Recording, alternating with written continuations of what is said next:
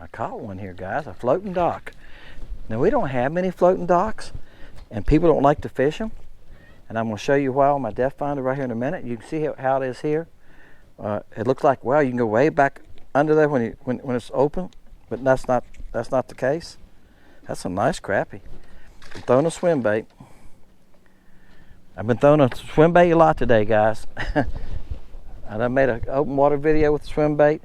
I told you once the water gets warm, it's 64 here. Once you get warm, the swim baits are hard to beat. Cause that little tail just dances all the time. Hold on. Let me get my rod untangled. I'm gonna show y'all. I didn't set we got traffic going on now, guys. See, comes two pontoons at the same time. Wake boats are running around already. See that group of crappie? They start at 25 feet. They hold fish. Okay? Now, the problem is, you see them things they float on? There's another one in the middle of this dock. If that was open all the way across, there'd be no problem. I could skip to them. But no, in the middle of that dock, about where that support post is in that building, they got a couple more of those black floating things. So you can hear it. You can hear it hit when I skip it back under here. All right? You hear it? Y'all, all right. I'll take my microphone out and these boats get by. And we'll see if y'all can hear it. So all I can do is skip it that far. That's it. And hope I can sucker one out. Oh, one did hit me. Now, this swim bait's good at that because as it falls, this little tail's just a dancing. But the bad part is once I hit that piece of floating material, it wants to knock I'm casting so hard.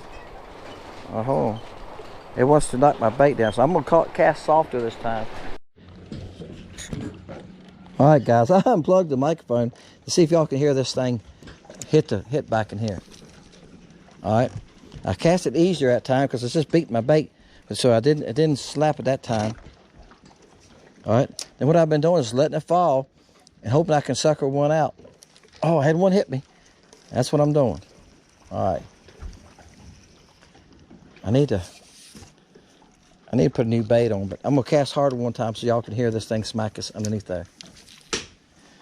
Did you hear it? Clink. See, it's another one of these black floating things going lengthways up there. It's two going this way, then where that yellow big ring is, there's one going all the way on both sides to support this top deck, is what it is. And that's why it's hard to get back there. But that's why the crappie are there. They love the protection of the building. It gives them protection. And, I mean, they're very, very hard to get to. All right, guys, after about 4 bass, I think I got another crappie. Yeah, I've been catching spotted bass. These small bass were come here. Thought I had a good swing. All right, guys, I just flopped him right back in the water. The camera died when I picked him up out of the water. I just flopped him back on the water on the other side because I seen he was hooked good. That's a nice fish, guys. That's a real nice fish. It's a good 11-inch fish. Now, twist to a stinger. I tore that swim bait up. I said, well, let's twist the stingers. Y'all see I got baits laying here? I just picked up a stinger that was laying there. That's the new color Virginia shad. It's called live bait. And you got to sucker them out. Like I said, I done made about 10 casts, but I caught about 3 bass. Bam! You can hear it hitting that other piece. I'll show them to y'all again. They're still there. Right there they are. Y'all probably can see them like this too. If I stand, I know somebody editing this bigger screen, y'all can see it when I'm doing that. But sometimes they pay no attention to it, and sometimes you'll get one to run out there and grab it. So maybe it's just how it hits, what mood they're in. They're shuffling around a little bit because it's hitting that other floating piece in there. That's all I can do. When it drops, and if I can see it, I don't see it right now. If I can see my bait when it drops, it likes about 6 or 8 feet of being where they're at, and that's all closer I can get it. Like I say, every once in a while one of them will pull out there and chase it a little bit. All right, guys, that's about all I can help you with. I was just thought I'd show that to y'all because I know some of y'all probably got floating docks on your lake, and you probably do catch fish off of them.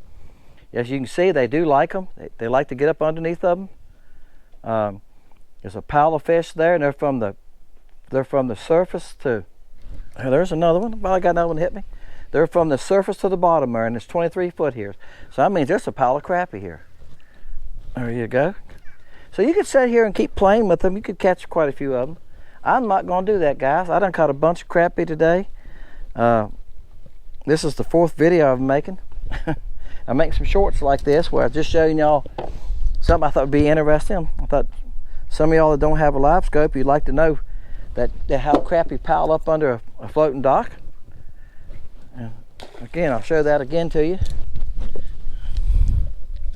All right, so here's the top. They're all the way to the bottom. You see it's 23 foot, 22 foot. A little piece of trash there, but see they're under this dock. All right, and it looks like, hey Dennis, they ain't but 35 feet from you. Yeah, that's about where, behind this yellow ring right there. Like I say, and it's another one of these black floaters. The black what do you call them? The black floater pieces. They got, I'm sure they got a name, that are supporting that dock. There's another one going this way about where they're underneath of. And when I skip my bait back, I click, I can hear it hitting it every time. So, and when it falls, it looks like it's 6 or 8 feet short of them. So I heard it hit, click, thump. I hit it, ticked it. I said, I let it fall. I just let it fall and see if I get one sucker out. Then when I think it's fell a little bit, I shake it a little bit. There you go, there's one. So I can sit here and pick one off here and there. All right. Bam. All right, guys. I said that in the last fish, didn't I? I said that last fish, that was it. Yeah, I'm heading in. There you go. But I can sit here and catch a few off of it, and you just got to get a couple that's interested, and they run out. I didn't even see that, and I wasn't watching the live scope that much. I know where they're at. I'm casting back or letting it fall, and as I move it, I wait for it to hit, and I see my line jump that time.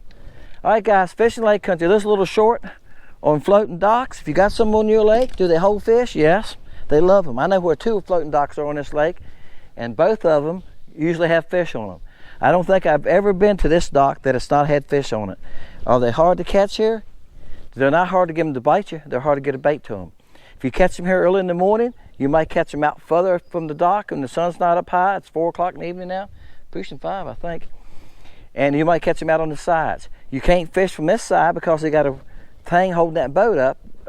It's got a big weight on the bottom of it, and they got ropes hanging down in the water off that pontoon. You can't go in by the lighter. I tried that because it's a floaty right there too.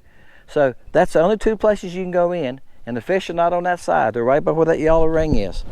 So you've got to go in right there, but the only place you can cast to catch them. And that's what you'll have to do on a floating dock at your place. Take a side scan, go past it with a side scan and see where they're at if you don't have a live scope.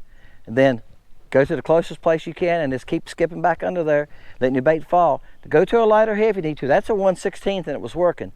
And I was using that so I could skip back as far as I could. But I could have got by with the 1/32, would probably been a better choice. All right. Appreciate you guys, Dennis, Fishing Lake Country.